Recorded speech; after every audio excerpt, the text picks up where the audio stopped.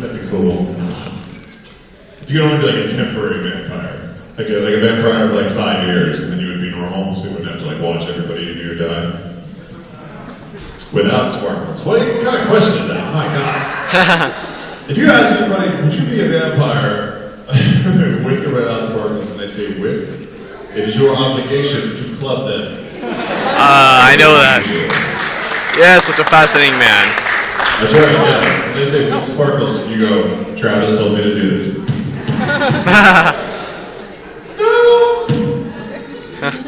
Knock the sparkles off you this way.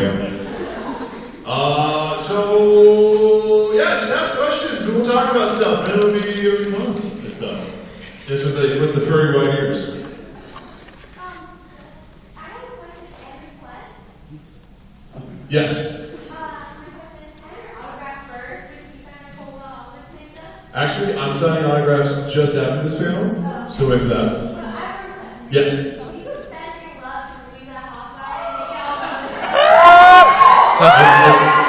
And make it all bougie. Yeah, you gotta stand here, you gotta turn around.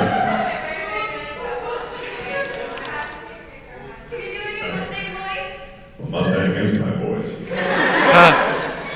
Are you ready? Yes. Riza. What's up? Don't turn around, don't turn around, don't turn around. This is Colonel Mustang. That's right. You know, the one who loves dogs. I just want you to know something. So he plays Roy Mustang on Put the gun down. I just want you to know something. I love you so much. Now, pretend like nothing happened. Sit down and act casual.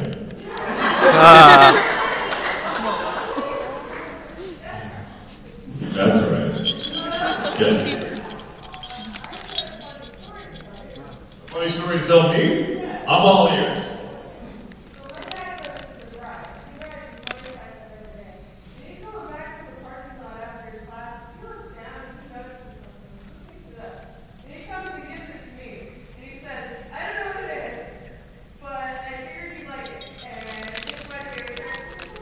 Roy Mustang's on the ground? Did you take the fingerprints off of it and assassinate whoever left me on the ground? That person must perish. Amazing. Hold on, I'm getting text messages. They just gave me the nachos for free. The waitress saw you leave and said her manager let her take it off the bill. Really nice of them. That's a good way to get free nachos. I had to go. I wasn't disappointed or anything. We're in there for 10 minutes. Yes, sir. Yeah.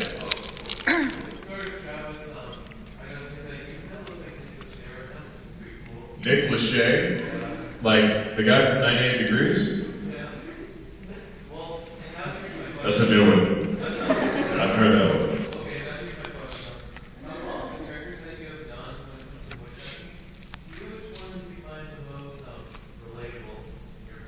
Most relatable. I answered before that Mustang was the one that I related to the most, but only because he was the most well-written character.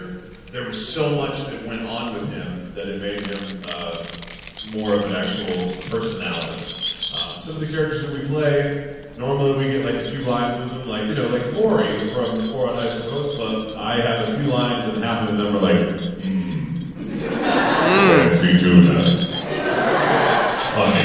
You know, it's like I don't say anything. So I'm like, that dude could be mistaken for a stick of bamboo, but nobody would know the difference.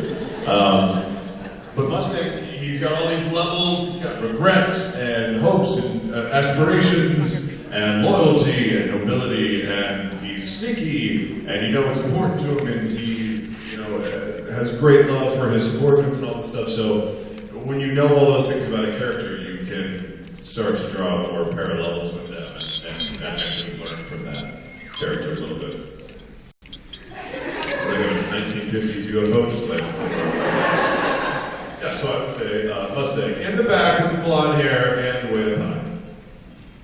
No, just don't look around. You're like the second to last row. I guess there could be somebody behind you. Okay, so there's rumors on the internet that you don't like pudding cups. Why is that? Oh, God. Raise your hand if you've heard the pudding story. Yeah. Okay, yeah. So check your Jell-O pudding snacks before consumption if you happen to be in like a dark lit area. Don't just trust blindly that on the lid it says, like sealed for your protection. That's crap. Don't trust the man. It was years ago, like 8 years ago or something, and we were in an apartment and we were watching a movie and we had all the lights off, and our kitchen was just next to where the couch was, and I was hungry, so I wanted to get a snack, and I went into the kitchen and the fridge was just inside of the door, so I was kind of doing that thing where you like open the fridge door, leaning out, still watching the movie, and I like looked inside and I was like, Joe, pudding snacks! Yes! I'll have one of those! Because we were in the grocery store, and when you randomly see things that you haven't had in like 10 years or ever, and you just like, yes, I'll have those, like double stuffed Oreos or Tang or whatever it is. You're like, snack, mine. That was what I did that day. So we had pudding snacks. I grabbed one very haphazardly and with half my attention on the TV. I peeled the lid off, shut the fridge. So the only light that was in the room was coming from the TV, which is just a little bit when it's nighttime and all the lights are off. And from that small amount of light, the top of the pudding snack looked a little different, but it's a pudding snack, so you like shake it a little bit and it jiggles, and you're like, okay, well, it's fine, I'm sure. And I took a spoon, put it in the snack, put it in my mouth, and I immediately noticed that it was a little bit rougher than usual. Dare I say, crunchy?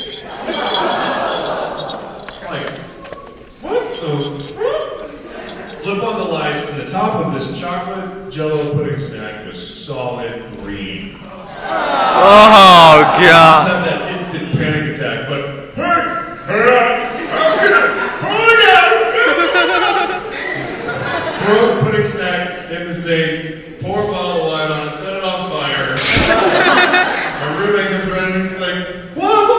I'm like, oh, it's in my mouth! I was like, oh, dude!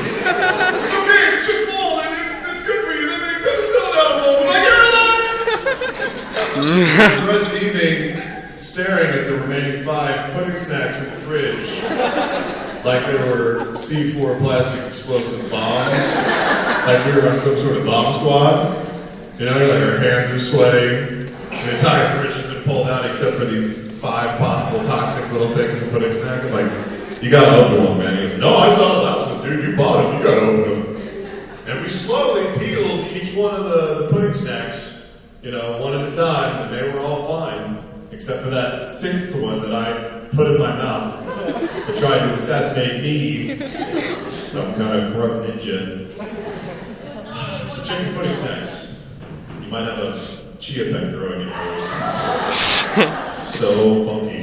I heard Smurfs die as I bit into it. God! It's in my teeth. Blue cap.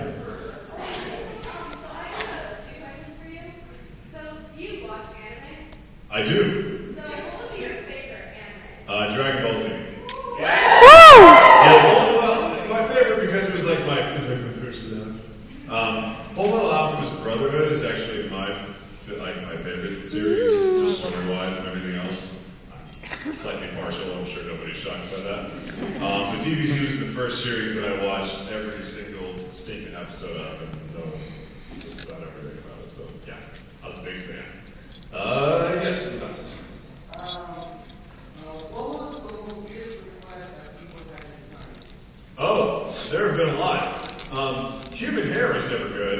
Oh my God. I had a girl come over and she had like a nice long like neon green wig that was part of her cosplay, and she like laid down part of it on the table. She's like, "Can you sign my wig?" I'm like, this is foolhardy, but sure. And so I signed it, and then the girl right after her didn't have a wig, and she's like, "Can you sign mine?" I'm like, "That's your natural hair, though." She's like, "It's okay, it'll like wash out." I'm like, "You're blonde. I'm not sure it'll work that well." So I did it anyway. There was also a guy that once brought me this brand new shiny trumpet. Like, was it trumpet? No, saxophone. Brand new shiny saxophone. In its case, super shiny, like polished and everything. I'm like, wow, this is an amazing instrument. He goes, yeah, can you sign it? I'm like, man, are you sure? I don't know, are you sure? He's like, yeah. I'm like, okay. is this yours? He goes, no, it's my school's. I'm like, okay. It's your decision. What else? What else was weird? Yeah, man. You go on for days. Yes. So this is probably two different questions, but one is sort of split parts. The first one, you mentioned that you went to TCU. Did you graduate? I did. TCU in Fort Worth, Texas, with a BFA in theater.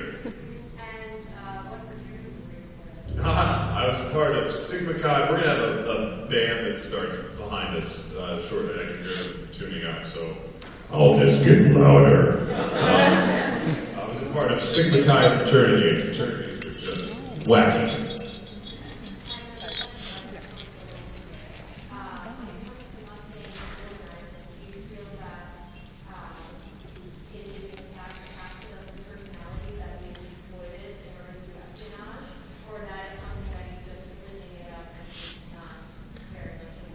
You are a clever girl. My personal opinion is that it's a little bit of both. I think that he enjoys flirting with women and the reactions that he gets. I don't think he's entirely successful at it all the time, thereby not a very good womanizer. But I think he also knows that it's a great way to be covert, to put on a show, put on a facade. I think it covers up a lot of his insecurities as well. So, yeah, I think that question is a very good one.